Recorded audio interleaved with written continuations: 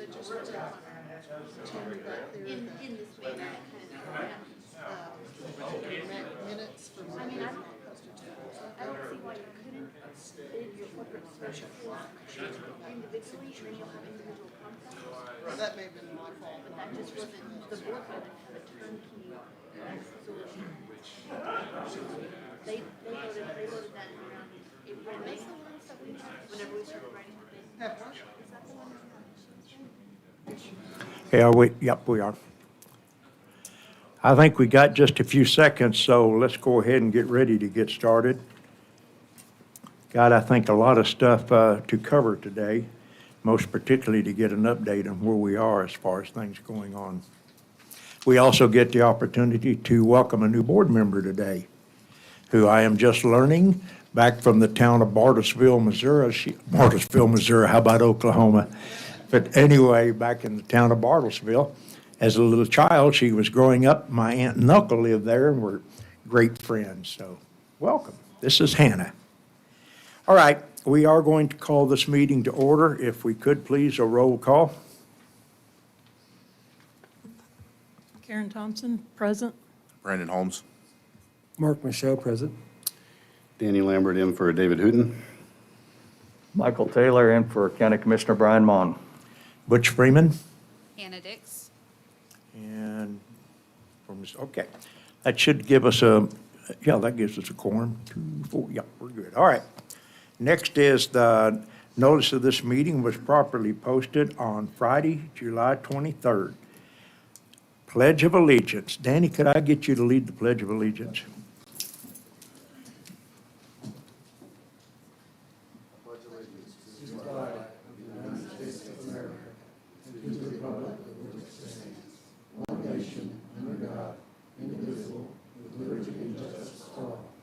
Thank you, Danny.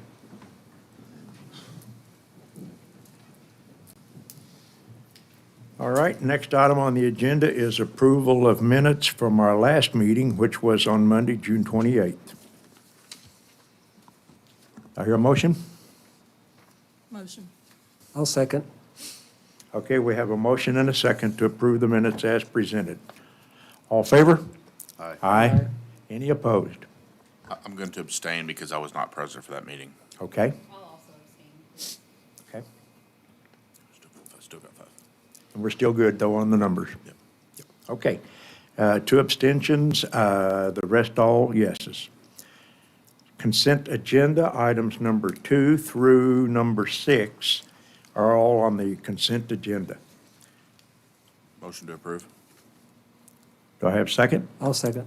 Have a motion and a second. Are there any concerns, questions?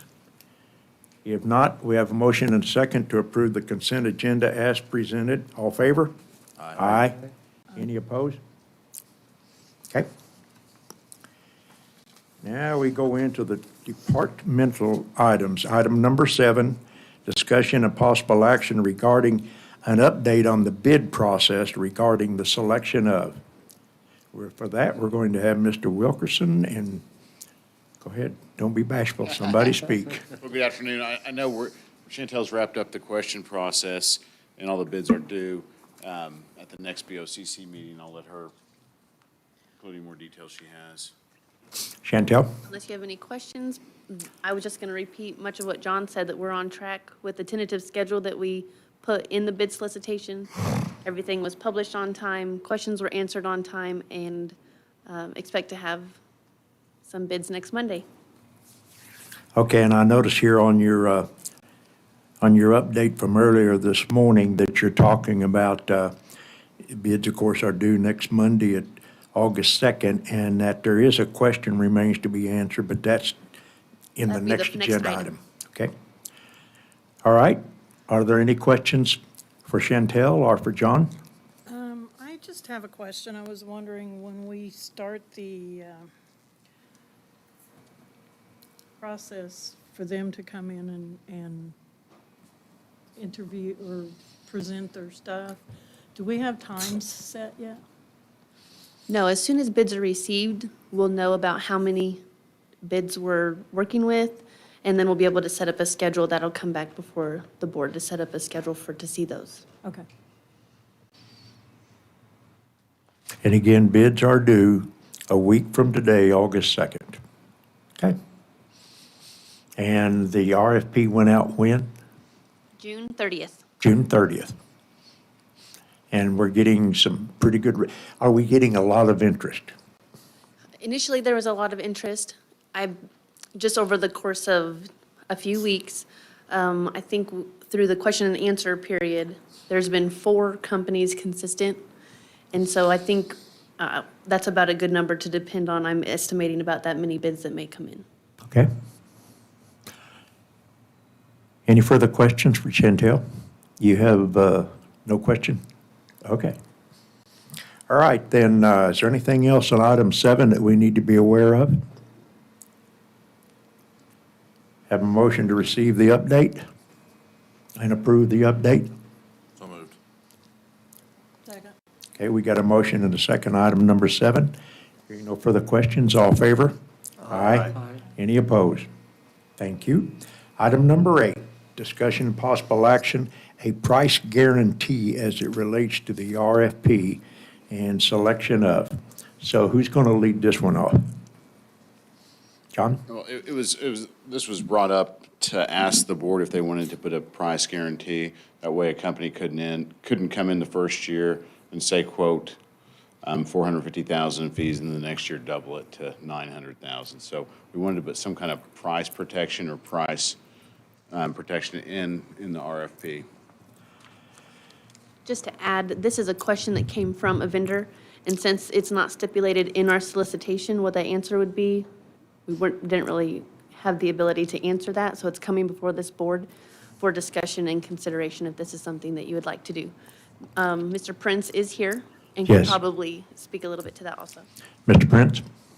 Well, yeah, the question was, are we requiring any? And we haven't so far, but I would think, like to have at least a 3-year commitment on pricing. Now, you know, our contract is limited to 1 fiscal year, but we'd like to to the extent possible, have a commitment for at least 3 years on the pricing. Now, so what would that entail as far as what we would have to change today? Does it entail anything? Is the bid as written will allow for it either way, or what? We could, I think as written, we're not requiring a 3-year commitment on, as far as the RFP documents are. So we could ask as part of for example, as part of the contracting process to include that as a commitment as part of the contract. Would that then need to go back out and be an addendum to the bid document, or can we just do that when the bids are received? I think that is a decision that the board can determine. We can present an amendment to the bid and to the vendors that we've solicited to and let them know of this additional information, or you can present that information at the time bids come in during contract I got you. evaluation. Go ahead. I was going to ask, after a bid is awarded, sometimes there's a negotiation that occurs afterwards. Would that be part of the negotiation? It could be, for sure, yes. That's what we were anticipating, is that we would. Okay, so that's what you're anticipating, is we'd have the chance to do that. Right. Which means outside, so what would you want us to do today? Well, I mean, we could amend the bid documents and require it as a part of the bid, if we felt strongly about that. What do you recommend? Well, I think since we have it in front of you, I'd recommend that we include that as an amendment. Okay, and again, what we'd be asking for is a 3-year guarantee that the price would not change. Right. I have 2 questions. If we amended that, would that change our timeline any? No, we wouldn't have to. Okay. My second question is, Mr. Prince or John, do either one of you know, did we have a price guarantee with InvestTrust? Oh, that would have been from years ago though, right? Oh, yeah, that's before your time, okay. I don't believe that we did.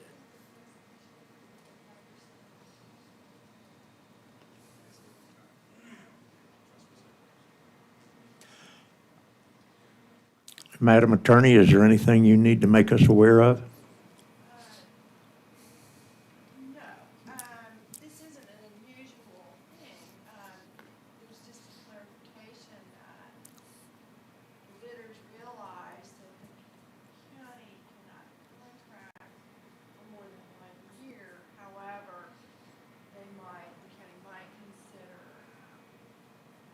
such contract with options to renew for whatever length of time you see fit. We always like to put in a 30-day, or 60-day, or 90-day cancel for any reason clause in there. But it's not unusual to see contracts either with a firm price for ensuing years or a step up increase for ensuing years, which, I mean, works to the county's benefit, as long as you can cancel. Okay. I actually. And they understand that it's only a 1-year contract with an option. Right, right. Back in my days, back in my brown hair days, when I was still with the Air Force frequently would do 5-year contracts on a 1-year basis. So what they would do is you'd have 5 years there, but then with the understanding that the contract was still just a 1-year contract. And that's, in essence, it seems to me, that's what we're sort of asking here, is would you give us, we understand, the annual requirement and stipulations on contracts, but would you be willing to guarantee us this for 3 years, the numbers?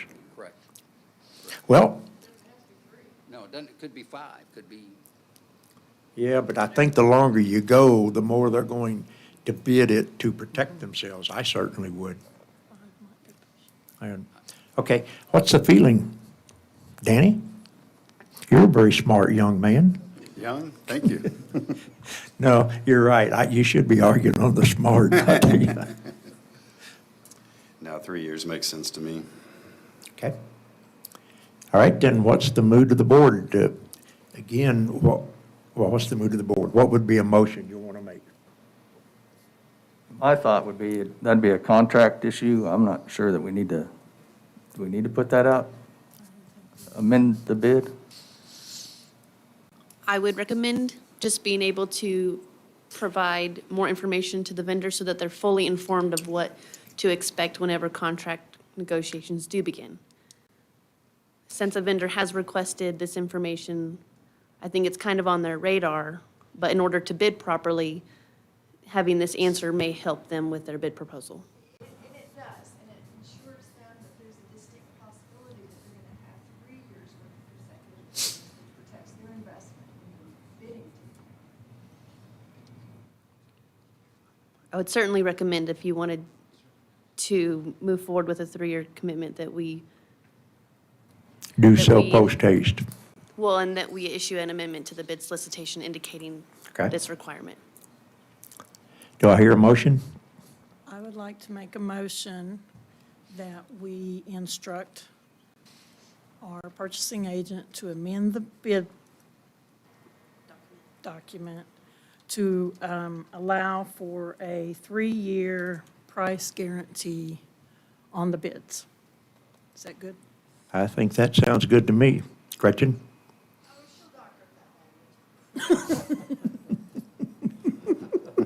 All right, is there a second?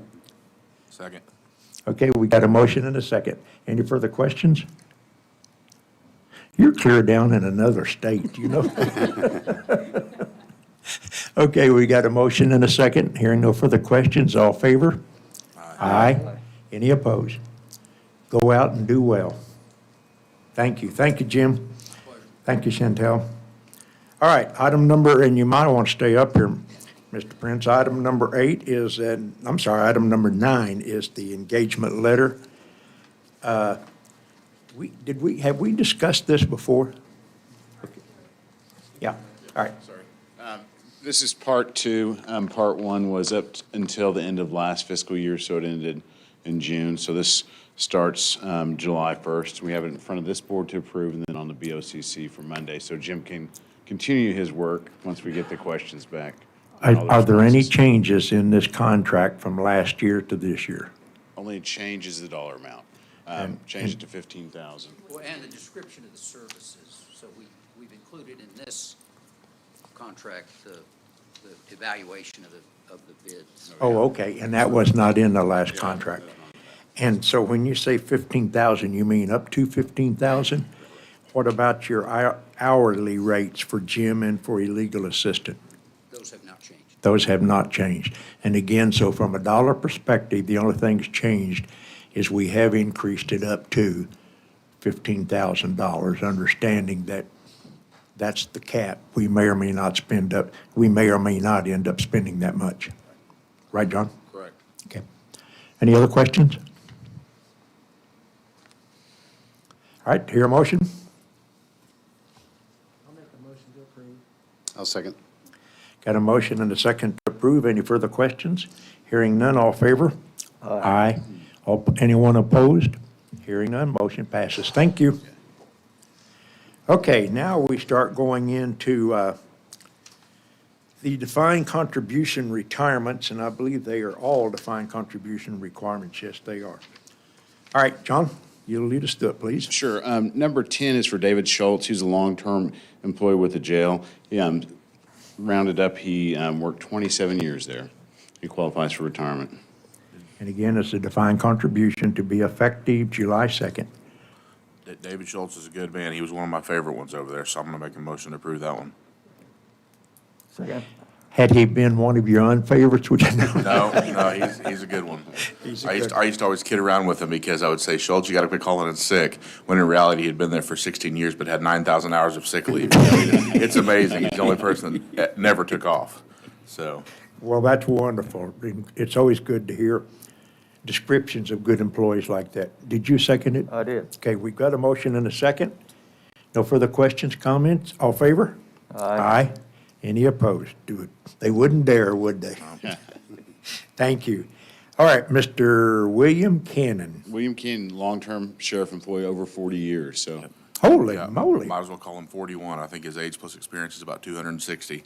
So he's Scott Cannon, if you don't know him, he is a nationally recognized police officer. He's been on America's Most Wanted as a fugitive hunter, literally one of the best in the country, and I'm not even exaggerating that. So he's going to be missed. So I'll motion to approve that one. Second. Okay, we got a motion and a second. My goodness. We're letting a lot of good ones get away. All right, got a motion and a second. No further questions, comments? Hearing none, all in favor?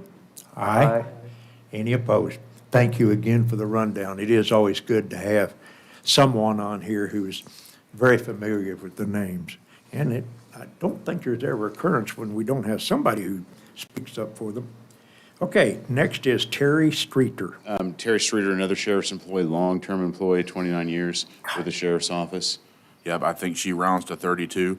I actually call her mom, so, yeah, not biologically, but I'm trying to get her to adopt me. And so she's another good one. Her dad actually retired from the sheriff's office as well. Her goal was to hit captain and to hit 30 years, because that's what her dad did. So she was able to do that, and so she's, again, I think she's going to be sadder than most of us, but she's, but we're going to miss her as well. She's a good one, so. We got three good ones that are leaving this time, so hopefully we can stop that. Motion to approve. Got a motion to approve, second? Second. Second. Got a motion and a second. Any further questions, comments? Hearing none, all in favor? Aye. Any opposed? And that is to be effective August 6th. Okay, number 13 is Brenda McCray. She worked for the Public Defender's Office for 18 years. She qualifies for retirement. Okay, don't have anyone here, but I am sure that she has been a very valued employee up there, because I'm equally sure that Mr. Ravitz would have made other arrangements had she not been a very good employee. So I would move approval on that one. Second. Okay, we got a motion and a second. All in favor? Aye. Aye. Any opposed? Hearing none, she is retired to be effective August 14th. All right, I think that takes care of the retirements. Item number 14 is the Okie forfeiture account activity. Danny, you taking that one? Yes, sir. All right, so we finished the year with a $984,778 balance in the forfeiture account. We redirected $800,000 from this account over to the defined benefit plan. We had forfeitures that totaled $1.4 million for the year. I think that's the biggest year we've had. If you look on this sheet all the way down back to 03, 04. So we averaged about 118,000 in forfeitures a month. Compare that to last year where we averaged about 66,000. So going into this fiscal year, we've got a good balance. Obviously enough to pay the mutual fees and hopefully pull some more money out for the defined benefit plan. Okay. Hannah, just very briefly, our state statutes read that once a dollar has gone into the retirement program, that it cannot come back out. It has to stay there. So what we're able to do, though, with these forfeitures is use it then to continue to fund future distributions and future contributions into our retirement plan. So anyway, that's worked out very well. Okay? Danny, do we anticipate those forfeitures continuing to rise, like with the COLAs and such? Because obviously everybody is receiving more every time there's a COLA. I don't know. It's hard to gauge these forfeitures. If you look, 1 month you've got 26,000, next month That looks 70,000. like an EKG, so, yeah, okay. Yeah, it's definitely hard to gauge, so I don't know for sure. Okay, any other questions?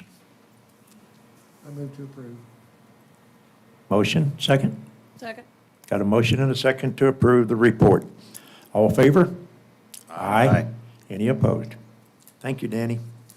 And then the last item on our agenda today is the defined benefit quarterly report as of 6:30. Danny, I'll turn that over to you again. You bet. We ended the year with a balance of a little more than $6 million in the defined benefit plan. You compare that to where we were last year, we had $5.8 million, so we actually increased the balance, but yet we paid out less in benefits when you compare that to last year. We did put $800,000 from the Okie or forfeiture account and then $800,000 from the general fund into this plan during the fiscal year, which helped out tremendously on that balance, so. I should be asking the one who's supposed to have this information together, but he doesn't. So do you know how many people we got left on it? Incidentally, I'm the one that should be giving you the answer. Oh, that's fine. Currently, we have one active employee. Okay? Still working, and then we have 93 retirees, survivors, et cetera, combined all in the plan, 93 Okay. total. So 93, and that, again, is active, our retirees plus the surviving spouses? Yes, sir. Okay. And then one active employee that's still And one working. active. And they've already met their 30-year max, I think it is. So they're just still working, and once they decide to retire, that'll be the last one. Okay, fascinating. Boy, that must work for the sheriff. Okay, so this is, and Danny, remind me, once this board approves this, then this will be going out with their next paychecks, is that correct? This is not that report. I know John's office does an annual report that goes out in October. Yeah, yes, sir. So what happens to this one once it's approved? We just receive it. It's just for information. Oh, I see. We do this every quarter. Yes, sir. Okay, okay. All right, do we have a motion? Motion to receive. Do I have a second? Second. Motion and a second to receive. Hearing no further questions, all in favor? Aye. Any opposed? Motion passes. Thank you all. All right, citizen participation. Are there any citizens who signed up or who would like to sign up or would like to address this board? I see two people awake and neither one of them indicates, so I guess we have no citizen participation. Board comments, Karen? Nothing. Thank you. Welcome to Hannah.